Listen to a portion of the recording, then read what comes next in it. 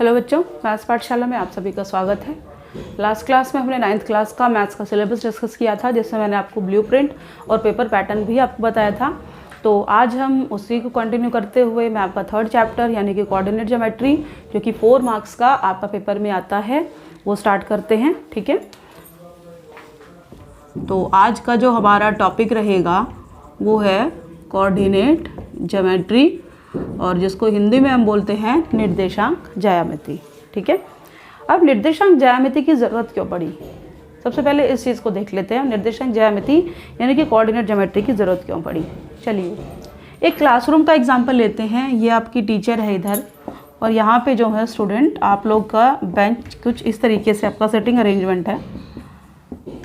ठीक है, और मान लीजिए आप यहाँ बैठे हैं। ठीक है, और आपकी टीचर को आपको बुलाना है, लेकिन उसको नेम नहीं पता है। अब एक बात मैं आपको बताऊं, तो अगर मैं इस तरीके से जाऊंगी तो ये हॉरिजॉन्टल होता है, और इस तरीके से जाना मेरा वर्टिकल होता है। ठीक है, अब 1 2 3 4 ये तो हमारे कॉलम्स हो गए, और 1 2 3 1 2 3 ये हमारी रो हो गई। अब आपकी टीचर आपको बोलती है कि थर्ड रो में सेकेंड कॉलम में जो सबसे लास्ट में बच्चा बैठा है वो मेरे पास आ जाए। अब उसने क्या कहा, थर्ड रो में और सेकेंड कॉलम में जो सबसे एंड में बच्चा बैठा है, या थर्ड रो में जो सेकेंड नंबर पे बच्चा बैठा है वो मेरे पास आ जाए।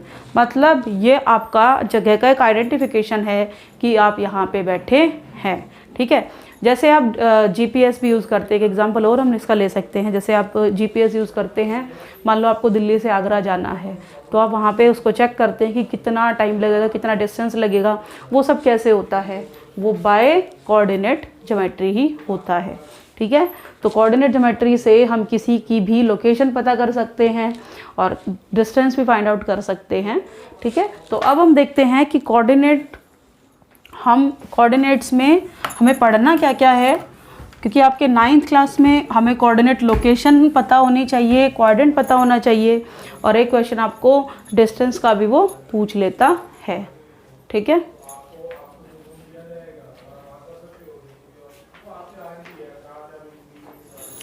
तो हम स्टार्ट करते हैं।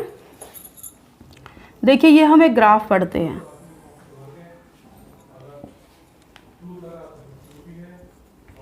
ये एक्स एक्सिस होती है और ये वाई एक्सिस होती है। ठीक है, और बीच में जो ये पॉइंट होता है हमारा, ये होता है ओरिजिन।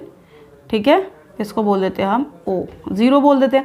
अब अगर मैं एक नंबर लाइन बनाऊं तो 0 के इधर वाले नंबर पॉजिटिव होते हैं और 0 के इधर वाले नंबर नेगेटिव होते हैं। तो ये 1 2 3 4 -1 -2 -3 -4, ऐसे ही 0 से ऊपर वाले नंबर प्लस में होंगे और 0 से नीचे वाले नंबर माइनस में होंगे। ठीक है, ये तो था ग्राफ। अब देखिए, कोऑर्डिनेट लिखने के लिए हम 2 चीज़ें यूज़ करते हैं। एक होता है मैंने x लिखा, एक मैंने लिखा y।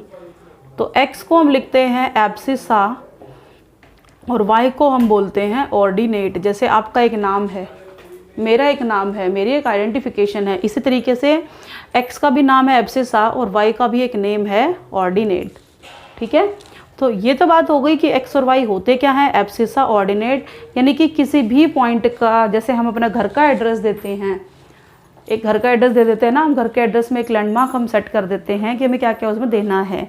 जैसे हमने दे दिया हाउस नंबर, उसके बाद स्ट्रीट नंबर, उसके बाद लैंडमार्क, उसके बाद स्टेट, उसके बाद उसका पिन कोड, यही होता है। इसी तरीके से जब हमें कहीं का भी लोकेशन फाइंड आउट करना होता है तो मेरे पास वहाँ पे 2 चीज़ें होनी चाहिए, एक abscissa and second is ordinate. ठीक है, अब हम इस ग्राफ में पढ़ते हैं। देखिए, जब मैंने इस ग्राफ को ड्रॉ किया तो ये 4 पार्ट्स में डिवाइड हो गया।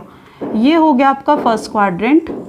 4 पार्ट से डिवाइड होना, तो ये क्वाड्रेंट होते हैं हमारे, ये सेकंड क्वाड्रेंट, और ये है मेरे पास थर्ड क्वाड्रेंट, और ये है हमारा फोर्थ क्वाड्रेंट। ठीक है, अब फर्स्ट क्वाड्रेंट में अगर मैं देखूं तो मेरे पास x भी प्लस है और y भी प्लस है। ठीक है, सेकंड क्वाड्रेंट की अगर मैं बात करूं तो ये x है, देखिए पहले x लिखना है फिर हमें y लिखना है। आप जब ग्राफ प्लॉट करते हैं, ग्राफ बनाते हैं या आपको पॉइंट बोले जाते हैं तो आप पहले y लिख देते हैं, नहीं, पहले x आएगा। अल्फ़ाबेट में भी x पहले आता है, y बाद में आता है, तो आप इस तरीके से इसको लन रख सकते हैं। तो ये माइनस हो गया और ये आपका प्लस हो गया, ठीक है। और थर्ड क्वाड्रेंट में देखिए x भी माइनस है, y भी माइनस है, तो minus minus. And fourth quadrant में x प्लस है और y आपके पास माइनस है, ठीक है। अब एक बार मैं इसको यहाँ बना देती हूँ क्योंकि यहाँ से आपका क्वेश्चन आता है। अगर मैं फर्स्ट क्वाड्रेंट की बात करूँ तो x भी प्लस है और y भी प्लस है, ठीक है। सेकेंड क्वाड्रेंट की अगर मैं बात करूँ तो x माइनस है, y प्लस है। थर्ड क्वाड्रेंट की अगर मैं बात करती हूँ तो दोनों माइनस हैं। एंड फोर्थ क्वाड्रेंट की बात करेंगे तो ये प्लस है, ये माइनस है।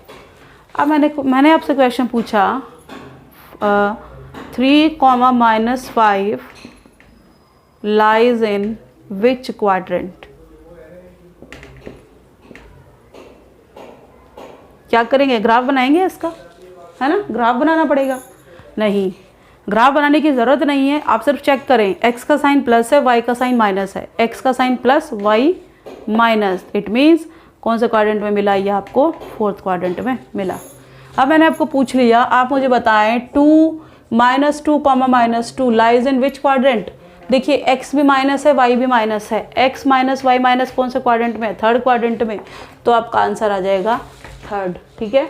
अब मैंने आपसे पूछा 3, 2 लाइज इन विच क्वाड्रेंट, तो आप क्या बताएंगे, दोनों प्लस हैं, तो इट मीन्स ये आपका फर्स्ट क्वाड्रेंट में लाई करेगा, ठीक है। अब इससे रिलेटेड क्वेश्चन देख लेते हैं हम।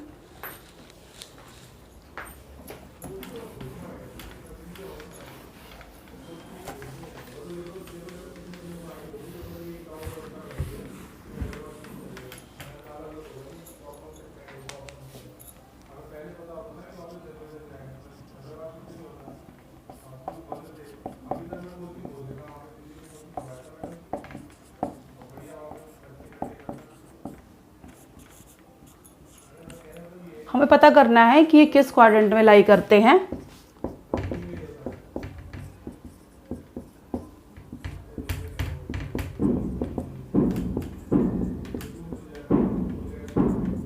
चलिए देख लेते हैं। सिर्फ हमें साइन चेक करना है, पॉइंट्स हमें मतलब नहीं है। You have to find out in which quadrant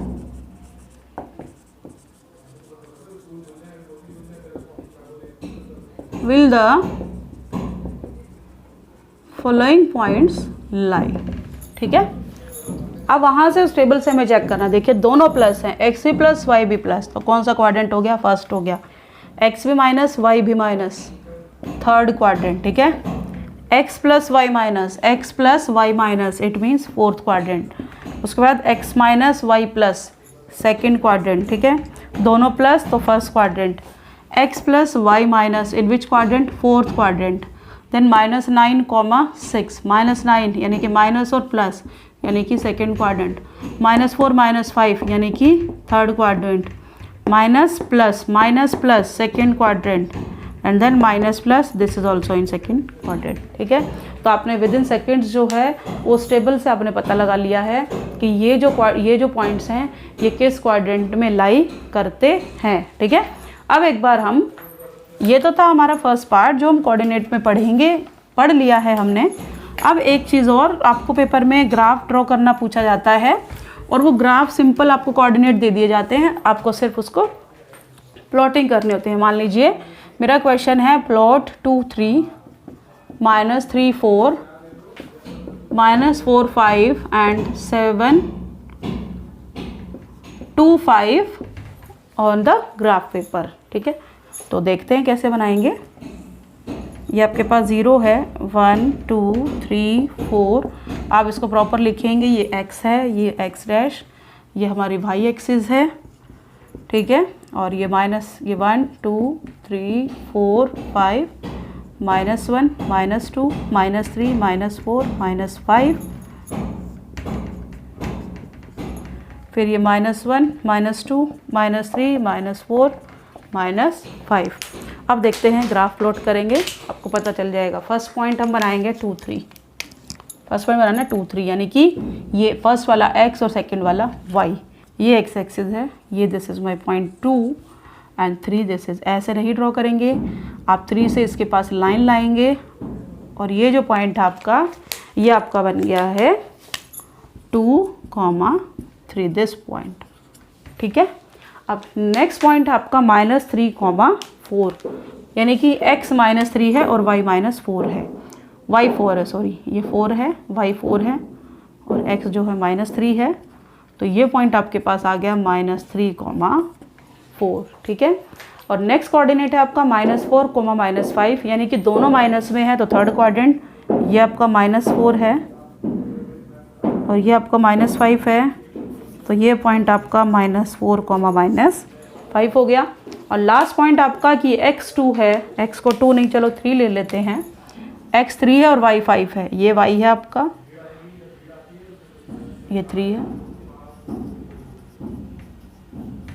और इस तरीके से आप जो है ग्राफ प्लॉट कर सकते हैं। ठीक है, तो ये था आपका थर्ड चैप्टर, और इससे रिलेटेड जो एक्सरसाइज है ये मैंने आपको बेसिक्स इसके बताए हैं। इस रिलेटेड एक्सरसाइज हम अपनी नेक्स्ट क्लास में सॉल्व करेंगे। ठीक है, उस क्लास में सिर्फ मैं आपको इस चैप्टर से रिलेटेड क्वेश्चंस ही आपको समझाऊंगी। ठीक है, तो अपने फ्रेंड्स को भी इस चैनल को, इस क्लास को शेयर करें ताकि वो भी हमारे साथ जुड़ सकें। ठीक है, थैंक यू।